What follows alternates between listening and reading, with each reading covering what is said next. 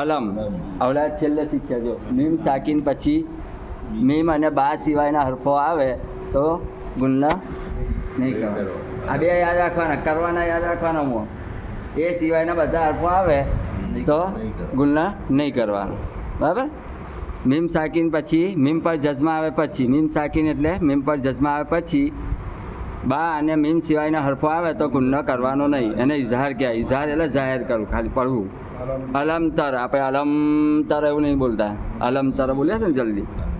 અલમ તર કૈફા કશું છે નહીં. એમ ફાલ કશું છે નહીં. રબ્બુકા કશું છે નહીં. એમ બિ અસહાબિલ હા તો પછી ખડા જબર એટલે અલીફ મદ. ટૂંકમાં પેલી વ્યાખ્યા યાદ ના આવે પણ તમને અંદાજ આવે કે ભાઈ ખડા જબર આવે એટલે ખેંચવાનું. બરાબર. ભાઈ વ્યાખ્યા યાદ રાખવાની કોશિશ કરવાની. ફીલ કેમ ખેંચ્યું? યા મદ્દ ફાયા જે ફી યા મદ્દ શીખ્યા ને વડે યાને જે અડધો પડવાનો ને એ ખેંચે તો જ પડાય. અલમ તારા કૈફા ફાલ. અલમ તારા જો મારે શું થયું? કશું કાઈ ગયું તો મારે આયત કરવી પડી તો ફાલ કરી દેવાનું. વચ્ચે આયત ના આવે તો આયત કરવાની હોય તો શું કરી દેવાનું? તેને નિયમ યાદ રાખવાનો. અડધો કરી દેવાનો. દો જબર હોય તો કાનો કરી દેવાનો. એ સિવાયના બધા જજમાં મળી જવાનું. આપણને એવું લાગે કે ભાઈ મારથી એવો પડાય એવું છે ને લોંબી આયત છે તો વચ્ચે ટૂંકું કરી દેવાનું. આયત બદલી નાખવાની જે બદલવાનું હોય એ રીતે. બિસ્મિલ્લાહિર્રહમાનિર્રહીમ. અલમ તરા કૈફા ફઅલ રબ્બુકા બિઅસ્હાબિલ ફીલ. પછી આગળ અલમ મીમ મીમ પર જસ્મા આવ્યો એટલે અહીં આગળ કાયદો છે, કાનૂન છે. પણ કાનૂનમાં શું છે? મીમ સાકીન પછી મીમ અને બા સિવાયનો હરફ છે એટલે ગુન્ના નહીં કરવાનું. બરાબર.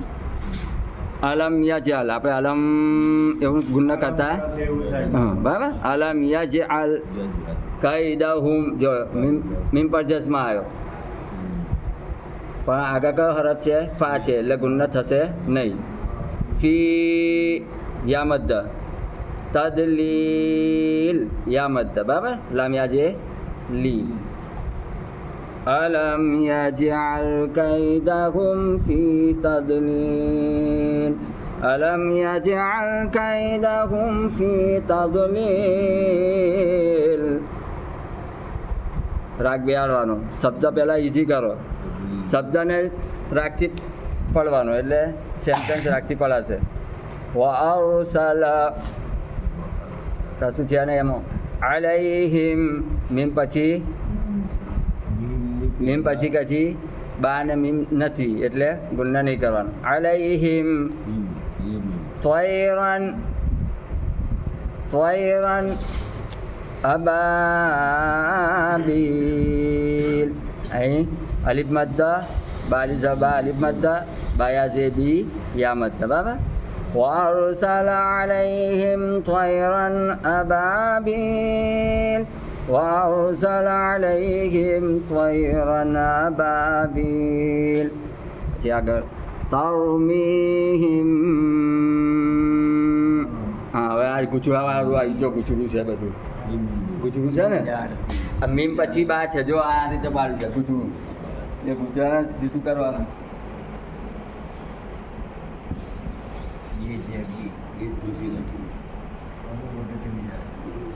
આ રીતે પાડી છે જો છે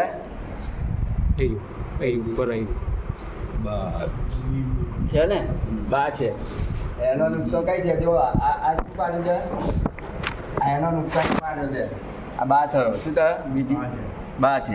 પછી ઓમ કરી છે ને છે.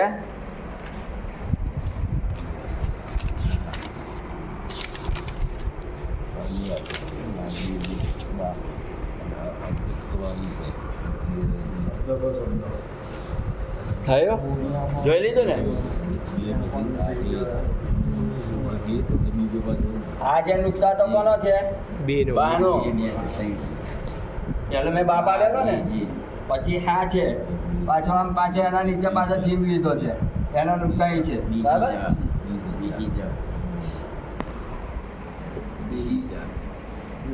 આ બી હી જા બરાબર. પહેલો શું પાડેલો આપણે બા. એનો નુકતો કોના નીચે છે? હાની નીચે છે. એટલે તમે જીભ ના પડતા જોઈ લેજો છે ને. એટલે પણ અક્ષર છે ને અને અમુક કુરાનનો અમ્મામાં એવું હોય છે નીચે જ હોય છે. એટલે આમાં હજી જરીક સમજ પડે છે સમજો ને. બાકી પેલો તો હાના નીચે જ હોય છે. સમજ પડી ગઈ ને. પેલો બા છે, હા છે અને જીમ છે. તરમીહિમ પછી બી હી જા રતિમ. અહીં ગુન્ના છે પણ હજી મેં તમને સમજણ નહીં પાડી બરાબર. એનું હજી લીધું નહીં મેં. દો ઝેર દો જબર ને દો પેશનું લીધું નહીં. પહેલાં નૂન પર જસ્મા અને મીમ પર જસ્મા.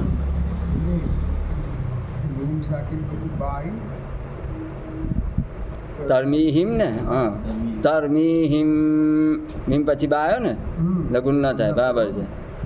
બિહિજારતિમ મીમ પર તસ્દીદ બરાબર. મેં કાલે સમજ પડેલી કે ભાઈ આગળ તસ્દીદવાળો હરફ આવે, જઝમાવાળો હરફ આવે તો દો જબર દો ઝેર દો પેશમાંથી એક જબર એક ઝેર પેશ કાઢી નાખવાનું. હવે બિહિજા રતિમ જે છે ઇનનું છૂટું પાડે દો ઝેરનું દો ઝેર છે એનું ઇન થાય છે ને. હવે એને આપણે અર્જુન છૂટું પાડે તો આ રીતે લખાય ને ઇન ઇન આ રીતે લખાય ને બરાબર. હવે દો ઝેર આવ્યું કઈ છે બિહિજા રતિન દો ઝેર આવ્યું ને એટલે તા દો ઝેર તીન આ રીતે લખાશે ને મારે. તાદો છે તીન આ રીતે લખાશે ને તીન બરાબર. અને છૂટું પાડે તો આ રીતે લખાશે. હવે આગળ કયો હરફ છે? મીમ. મીમ પાછું છે તસ્દીદ છે ને. તસ્દીદ અડધો લખવાનો અડધું પડવાનું એટલે અડધો લખ્યો મેં અડધો લખ્યો ને પછી આખો છે ને આખો. આ બે હંગાત આવે તો પહેલાં નીકળી જાય જે રીતે સમજવું હોય. તસ્દીદવાળા હરફ આવે તો જઝમાવાળા હરફ નીકળી જાય એ રીતે સમજવું હોય તોય ના મેં છૂટું પાડીને સમજણ પાડવી તો એ રીતે સમજવું હોય તો એ રીતે બરાબર. તસ્દીદવાળો હરફ આવ્યો દો જબર દો જે તનવીનવાળો હરફ જે આવ્યો અને આ રીતે મેં છૂટું પાડ્યું તીન ને આગળ મીમ પર તસ્દીદ આવ્યો એને આ રીતે છૂટું પાડ્યું બરાબર.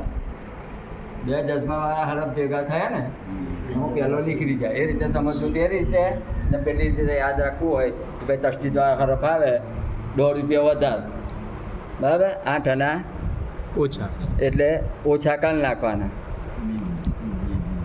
બિહિજારતિમ મિન સિજ્જીલ મિન સિજ્જીલ. મીન આગળ કેમ ગુન્ના કર્યું?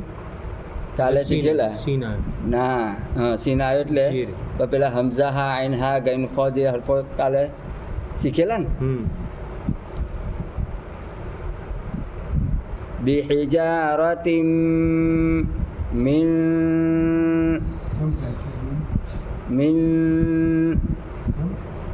એ કાલે મેં સમજણ પડે છે ને હા તો પૂરી કરી દે. હવે